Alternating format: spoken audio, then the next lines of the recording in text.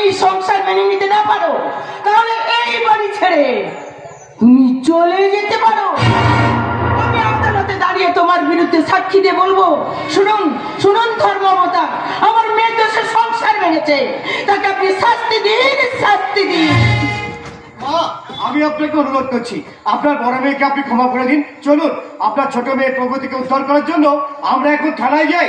আমার ছোট মেয়ে প্রগতিকে তোমরা এনে দাও। সন্তান শোকে আমার মুখটা খালি হয়ে গেছে। পৌলমী, তোর জন্য আমার কষ্ট হয় মা, যতই চেত করে থাকি না কেন। আমি যে মা, মায়ের যে কত জ্বালা যন্ত্রণা একমাত্র মায়েরাই বোঝে, মায়েরাই বোঝে।